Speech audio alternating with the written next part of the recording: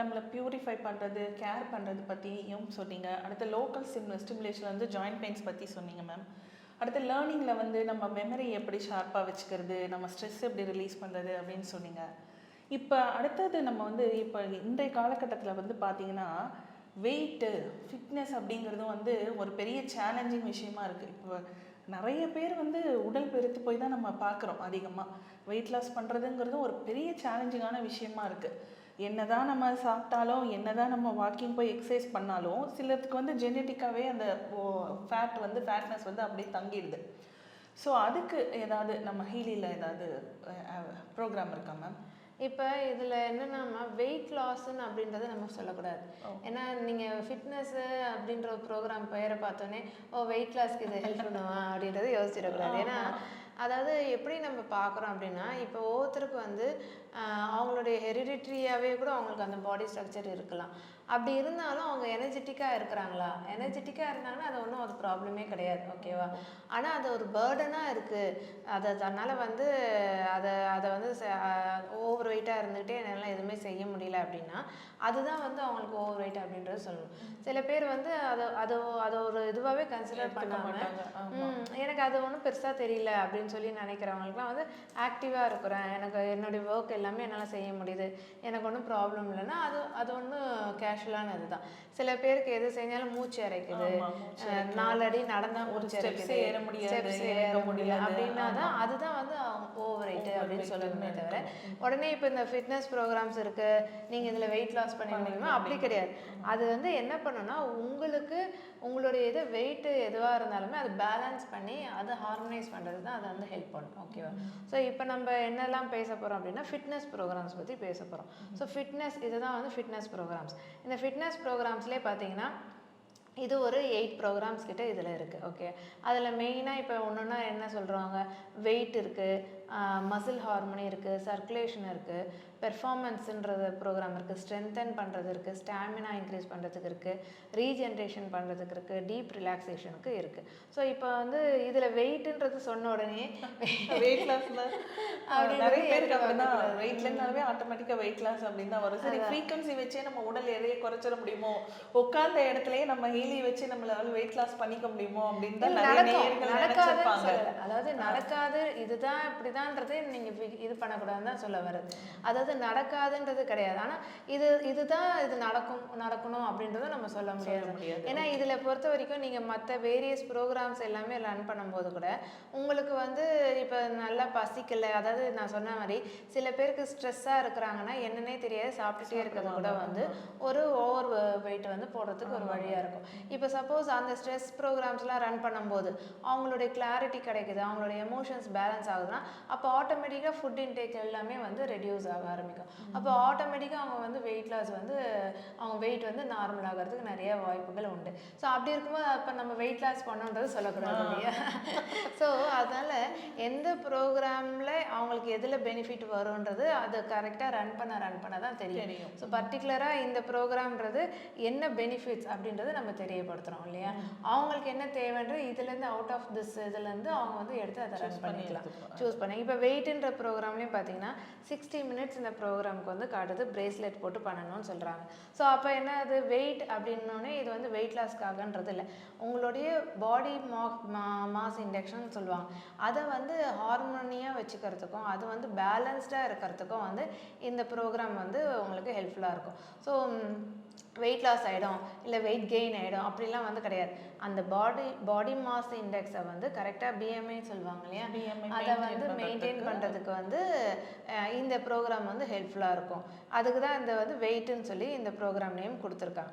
இப்போ அதே இதில் பார்த்தீங்கன்னா அடுத்தது வந்து மசில் ஹார்மோனின்னு இருக்கும். ஸோ மசில் ஹார்மோனின்னா அப்போ என்ன பண்ணுதுன்னா இதே மாதிரி தான் நம்மளுடைய மசில்ஸ்லாம் வந்து மசில்ஸ்லாம் எப்படி மசில்ஸ்ன்னு ஆகுது, எல்லாமே செல்ஸ் தானே. இப்போ வந்து அக்யூமுலேஷன் ஆஃப் செல்ஸ் தான் அங்கே மசில்ஸ் தான் வந்து இருக்குது இல்லையா? அப்போ அதுக்கு வந்து எனர்ஜெட்டிக்காக இருக்கிறதுக்கோ அது ஒரு ஹார்மோனைஸ்டாக இருந்தால் தான் அப்போ நம்மளோட மசில்ஸ் வந்து நல்லா விரிவடைஞ்சு இதுவாக இருக்கும். இல்லைன்னா என்னது மசில் ஸ்ப்ரெயின் ஆகிடும். மசில்ஸ் சில நேரத்தில் ஏதாவது இது ஆச்சுன்னா ஸ்ப்ரெயின் ஆகுது, வலிக்குது அப்படின்னு நம்ம சொல்கிறோம் இல்லையா? அப்போ என்ன அர்த்தம், அவங்களுக்கு வீக்காக இருக்குது, அவங்களுக்கு வந்து அந்த மசிலோடைய இது வந்து ஸ்ட்ரென்தன் வந்து கரெக்டாக இல்லை அப்படின்றது நமக்கு தெரிய வருது. ஸோ இவங்க எல்லாமே பிரித்து சொல்லியிருக்காங்க. எல்லாத்துக்குமே நம்ம ஃப்ரீக்குவென்சின்றது நம்ம கொடுக்கும்போது அப்போ இதுக்கும் ஒரு பர்டிகுலர் ஃப்ரீக்குவென்சி கொடுத்தா இதையும் ஸ்ட்ரென்தன் பண்ண முடியும். அப்போ உங்கள் மசில்ஸ்க்கும் வந்து ஒரு ஃப்ரீக்குவென்சி, இப்போ மசில் லாஸ்லாம் கூட வந்து சொல்லுவாங்க.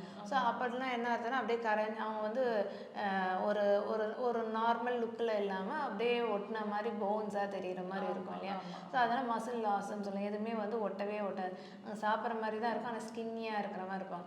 மசில்ஸே வந்து அதிகமாக சாப்பிடுவாங்க, ஒல்லியாக இருப்பாங்க, கம்மியாக சாப்பிட்றவங்க குண்டா இருப்பாங்க, அப்படி சொல்ல வரீங்க. அது வந்து அது வெயிட் ப்ரொபோர்ஷனுக்கு அது வந்து சொல்கிறது. ஆனால் இதுலேயும் மசில் இருக்கிறதுக்கும் சொல்லுவாங்க. இப்போ வந்து சாப்பிட்ற மாதிரியே தெரியாது, ஆனால் ஸ்கின்னியாக இருக்கிற மாதிரி இருப்பாங்க.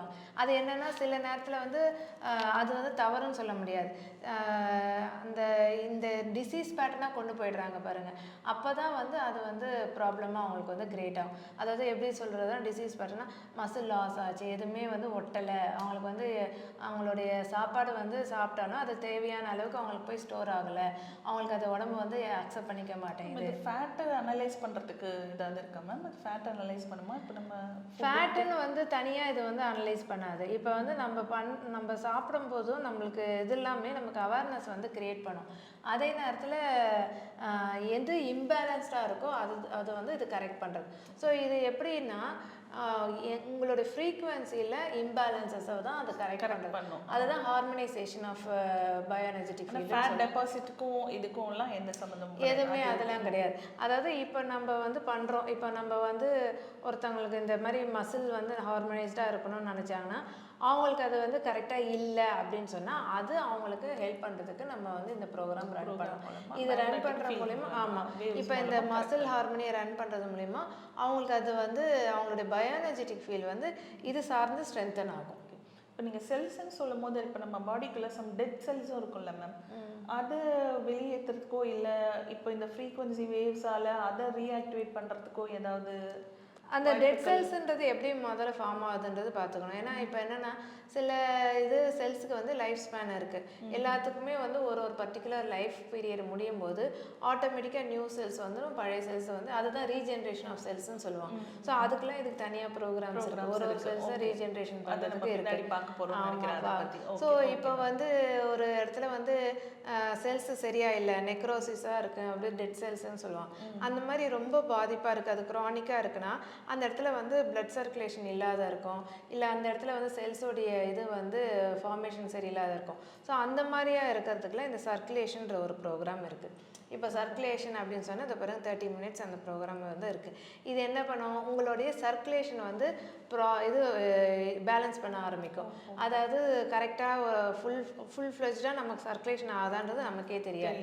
ஏன்னா சில நேரத்தில் வந்து பார்த்திங்கன்னா எங்கேயாவது சர்க்குலேஷன் சரியாக இல்லைன்னா அந்த இடத்துல வந்து எதாவது மசில் மாஸ் மாதிரி இருக்கும், இல்லைன்னா கட்டிகள் மாதிரி ஃபார்ம் ஆகிருக்கும், இல்லைன்னா அந்த இடத்துல வந்து ஸ்கின்னே பார்த்தா ரஃப்பாக இருக்கும். ஏன்னா ஒரு இடத்துல ஒரு செல்ஸ் எல்லாமே சாஃப்டாக இருக்குது, நல்லா இது இருக்குன்னா எனர்ஜி நல்லா இருக்குன்னு அர்த்தம், சர்க்குலேஷன் நல்லா இருக்குன்னு அர்த்தம். இப்போ எனர்ஜின்றது நம்ம எனர்ஜி ஃபார்மில் பேசும்போது எனர்ஜியாக பார்க்கறது, இப்போ வந்து பாடி ரிலேட்டடாக பேசும்போது பிளட் சர்க்குலேஷன் அப்படின்றது நம்ம பார்ப்போம். நம்ம இந்த பிரேஸ்லெட் மாதிரி இப்போ போட்டோன்னா இப்போ இந்த ஃப்ளோ வந்து நமக்கு ஹெட் டு டோ வந்து ஃப்ரீக்வென்சி ஈக்குவலாக இந்த ப்ரோக்ராம் பர்டிகுலராக அப்படின்னு நம்ம செலக்ட் பண்ணும்போது இந்த ப்ரோக்ராமோடைய யூசர்ஸ் என்னவோ அது வந்து ஃபுல்லாகவே கிடைக்கும். இதுக்கு முன்னாடி நம்ம லோக்கல் சிமுலேஷனில் வந்து இப்போ நீ பெயின் ஜாயிண்ட் பெயின் அங்கே மட்டும்தான் அதோட எஃபெக்ட் இருக்கும்னு, இப்போ இது வந்து சர்க்குலேஷன் அப்படின்னு சொல்லும் போது நம்ம டாப் டு பாட்டம் தானே எல்லாமே. ஆமாம், கரெக்ட். ஸோ இப்போ அந்த மாதிரி இந்த ப்ரோக்ராம் சர்க்குலேஷனுக்குனாவே ஓவரால் ஃபுல் இதுவும் வந்து கரெக்டாக அந்த நம்ம முன்ன சொன்னல ஏதாவது வந்து அவங்களுக்கு மெரிடியன்ஸில் பிளாக்கேஜஸ் இருக்குது, இல்லை ஏதாவது டாக்ஸிக் இது இருக்குன்னா அது எல்லாமே ரிமூவ் பண்ணுறதுக்கு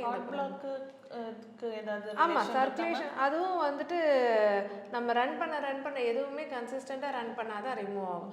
இப்போ டெம்பரரியாக ரன் பண்ணிட்டேன் எனக்கு இந்த பிளாக் சரியாயிடுச்சுன்னு சொல்ல முடியாது. ஏன்னா இதெல்லாம் வந்து சூக்ஷ்ம உடல்ல தான் நடந்துட்டு இருக்கு. நம்ம என்ன பேசிட்டு இருக்கோம், பயோஎனர்ஜெட்டிக் ஃபீல்ட்லையும் செல்லுலார் லெவல்லையும் நடக்கிறதையும் நம்ம பேசிகிட்டு இருக்கோம். அப்போ வந்து அதை எதுவுமே கன்சிஸ்டண்ட்டாக பண்ணாதான் வந்து அதுக்கான ரிசல்ட்டே வந்து நம்ம தெரியும். சில சின்ன சின்ன விஷயங்கள் வலி இருக்கிறதெல்லாம் வந்து அக்யூட்டாக உடனே வந்து வந்து கூட ரிலீஃப் வந்து கிடைச்சிருக்கு. அதே மாதிரி இப்போ க்ரானிக்காக இருக்கிற நிறைய பேர் என்ன பண்ணுவாங்க அப்படின்னா, நான் 1 வீக் யூஸ் பண்ணிட்டேன், 2 டேஸ் யூஸ் பண்ணிட்டேன், ஓகே எனக்கு இது இப்போ இந்த ரிலீஃப் எனக்கு கிடைச்சிருச்சு அப்படின்னு நம்ம இதை எடுத்து ஓரமா வச்சிடக்கூடாது. டெய்லியும் டே டு டே பேசிஸ்ல யூஸ் பண்ணாதான் உங்களுக்கு அந்த ரிசல்ட் இருக்கும், கிடைக்கும். இது ஒரே ப்ரோக்ராமே ரன் பண்ணணும் இல்லை, அவங்களுடைய தேவை ஏதோ நீடு ஏதோ அதுக்கேற்ற மாதிரி அந்த ப்ரோக்ராம்ஸை வந்து நம்ம கைட் பண்ணவும் செய்கிறோம், அவங்களுக்கு அந்த ப்ரோட்டோக்காலும் செட் பண்ணியும் தரோம். ஸோ அந்த மாதிரி அந்த ப்ரோக்ராம்ஸை வந்து நம்ம கண்டினியூவாக ரன் பண்ணுறது மூலிமா அதுக்கான ரிசல்ட் வந்து நம்ம ரொம்ப டிஸ்டன்ட்டில் இல்லாமல் சீக்கிரமாகவே நம்ம வந்து ரிசல்ட்ஸை பார்க்க முடியுது. சரிங்களா? ஸோ அந்த விதத்தில் இப்போ இந்த சர்க்குலேஷன்லாம் ரொம்ப ஹெல்ப்ஃபுல்லாக இருக்கும். இப்போ அடுத்தது பார்த்தீங்கன்னா பெர்ஃபார்மன்ஸ். ஸோ இந்த பெர்ஃபார்மன்ஸில் என்ன பண்ணுது அப்படின்னு பார்த்தா இதுவும் வந்து 60 மினிட்ஸ் இந்த ப்ரோக்ராம் வந்து ரன் ஆகுது. ஸோ இப்போ இந்த பெர்ஃபார்மன்ஸ் என்ன பண்ணுன்னா, இப்போ வந்து நம்ம பேர்லேயே உங்களுக்கு தெளிவாக கொடுத்துருக்காங்க பெர்ஃபார்மன்ஸ்ன்னு சொல்லிட்டு.